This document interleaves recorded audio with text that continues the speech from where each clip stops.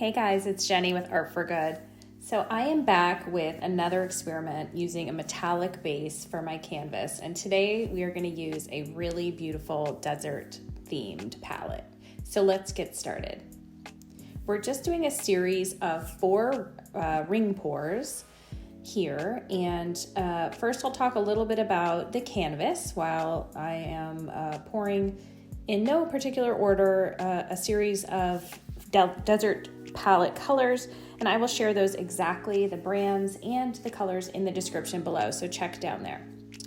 So I use a metallic turquoise spray paint to coat the bottom layer, which is just the canvas here. And as you can see, I had a little issue with the particular can that I purchased. The sprayer broke while I was doing this, so that's why you see sort of splotchiness on the canvas.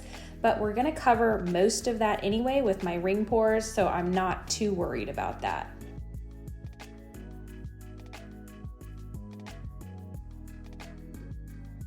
So I am making the 2 cups on either side of near the edge the exact same. So I'm just duplicating that.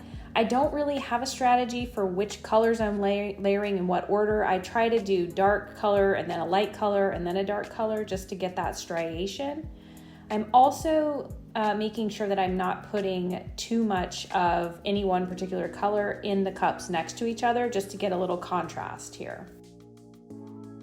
So I'm using a copper color, a burnt sienna, I'm using a pearlized red, and then a metallic white, as well as my metallic cobalt and gold. So those are essentially the colors, but again, I will put the exact names and brands down below for you.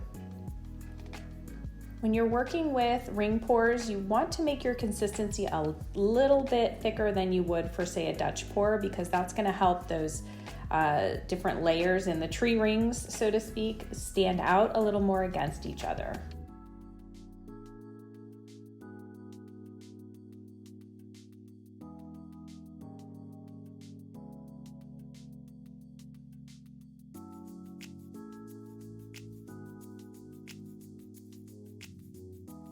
All right, so I'm gonna start with the first one. I'm gonna place it just slightly off center, a little bit.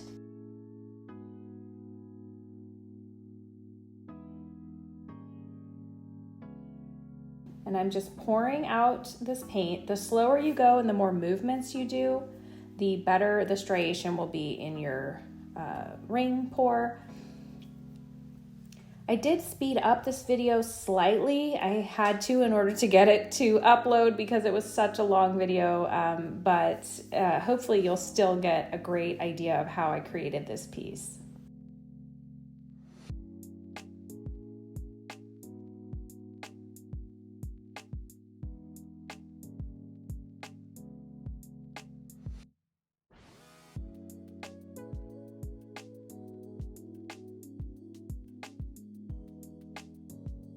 If you're new to acrylic paint pouring, I have a whole playlist on some easy techniques to get started. This is really quite simple. It's more easy technique than some of the others in my video. So if you're interested in getting started, I would first watch some of those playlist videos just so you learn how to mix your paints properly and what tools you'll need and what have you, and then come right back to this one and give it a try. I'm just tilting the canvas one direction and then right back the other direction. At this particular moment, I have not decided on the composition of this painting. I really love the little drippy look on the bottom of these. I'm pondering that for a moment, if I want to keep with that theme or not. I don't really love how they look a little bit coffin shaped, so I will probably keep tilting and see if I can layer perhaps a few different layers of these spiral pours in different colors.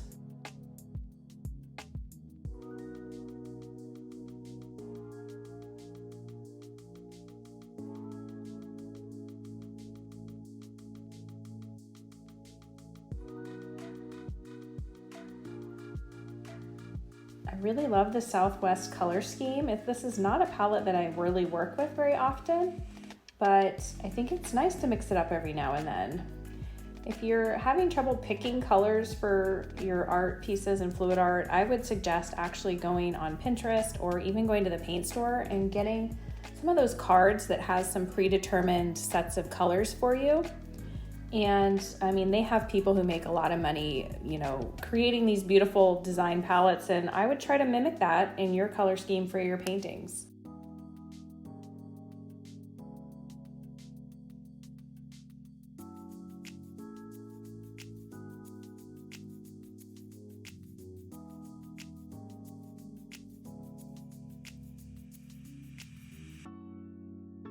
All right, so we're gonna mix up,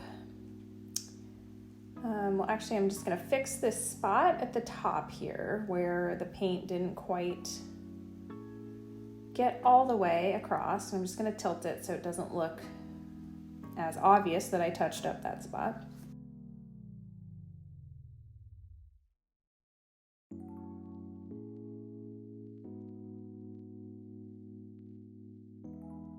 And I'm gonna work on mixing a few more cups to do a few more spiral pours that I'm gonna layer on top of these. They're gonna be a little smaller, so it looks like they're almost in the foreground.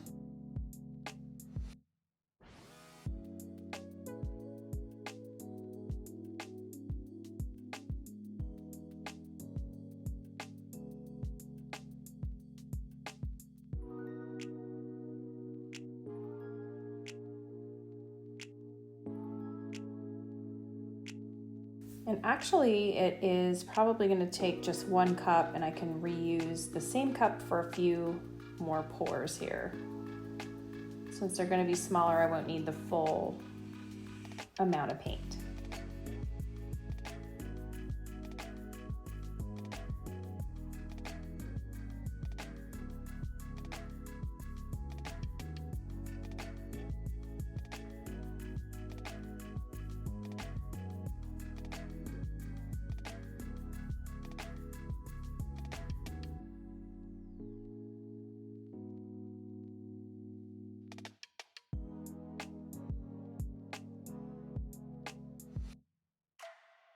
So one trick is to try to layer different colors on top of each other for contrast. So for these kind of dark brownish red pieces, I'm going to try to layer some blue on top, and it just adds a little extra interest to mix it up in your composition.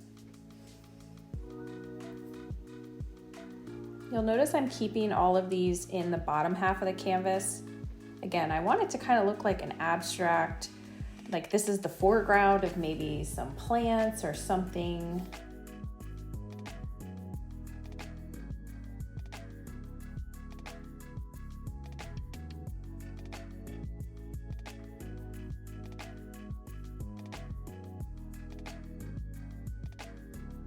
Another way that I thought about doing this was actually to let the first piece dry and then go in with the second layer of spiral pours. And I might do that in my next version of experimenting with this style and technique, because while it looks cool in some ways to have it kind of interfering with the original composition, it does lose shape. When you're doing a pour, like for example, a spiral pour or a ring pour, I should say, on top of a base of layer of paint, you will notice that the actual rings don't hold their shape very well. And I noticed in this one, the longer it was sitting, the more the shapes started shifting, and it ended up, working out just fine. But I think it would be interesting to try to create one that has more defined shapes, like perhaps a guitar pick or a surfboard, or those kinds of shapes, or abstract versions of those kinds of shapes, I should say. And to do that, I think you would need to wait and layer them in between each other, which, sometimes I'm a little impatient, so I like to just go ahead and keep pouring, right? You already have all the paint mixed up and out, everything's already covered in paint. So sometimes I feel like you might as well go for it, but it does end up causing issues in some cases like this.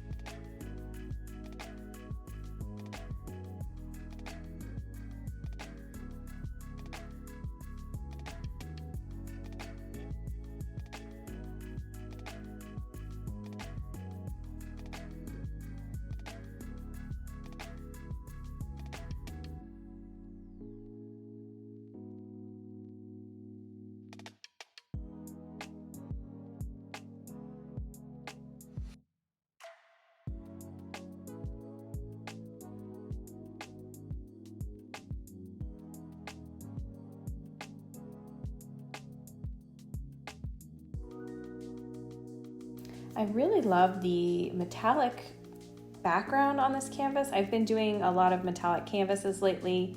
I have some other videos I will leave you with at the end of this, a playlist of other spray paint videos. So I'm actually been very interested in incorporating spray paint into acrylic paint pouring in a lot of different ways. It creates some great lighting effects, some great ability to add different colors in without wrecking your composition like you usually would. So I am very excited to keep showing you some more of these combinations of techniques.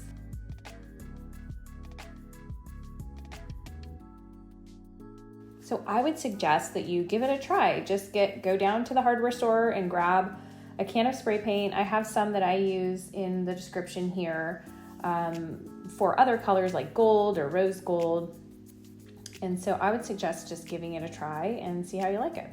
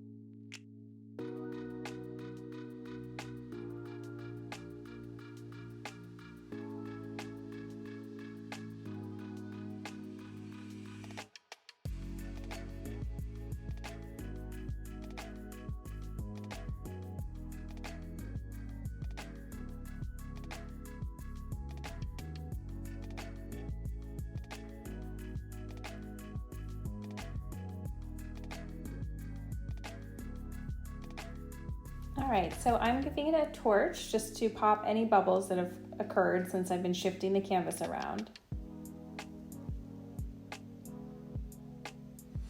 I think I'm gonna go in with some very small circles and see how I like that as well.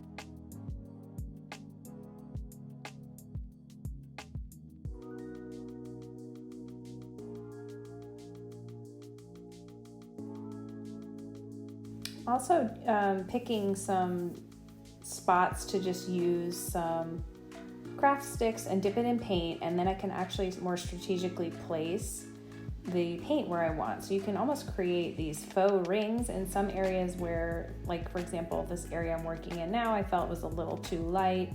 So I added in some striation with a craft stick. You can also use a skewer or really anything you have on hand.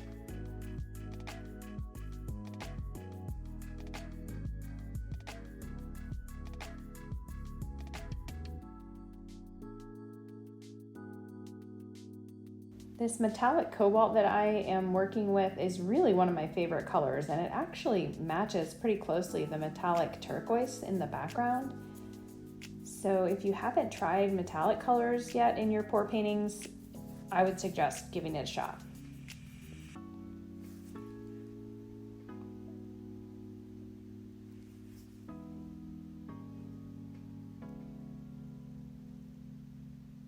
The good thing about using these metallic spray paints on the background of the canvas is you can actually just wipe away the paint where you don't want it. Whereas if you're using kind of a traditional canvas without any preparation underneath, you can't really do that because the paint does adhere to that fabric pretty well. So this seals the fabric part, so you have a shinier, flatter surface to work from, more easily to pour paint over.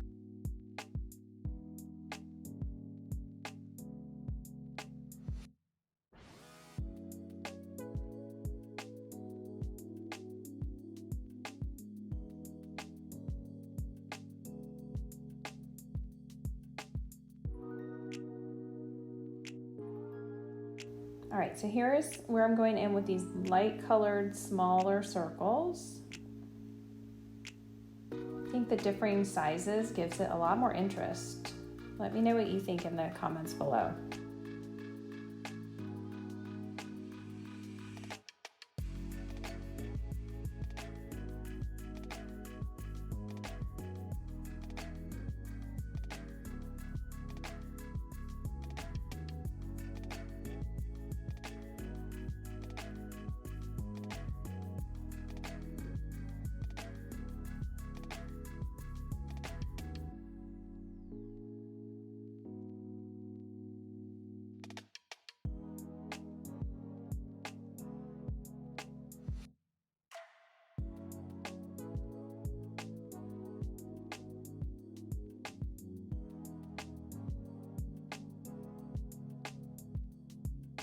All right, so now we're going to let it dry, and this is the final version. Again, I really love these vibrant, they dry a little bit darker, but these vibrant colors. If you're interested in continuing to watch some other metallic background paintings that I've done, I will leave you here with a playlist of those types of videos. Well, that's all the time I have for today. I'll see you next time.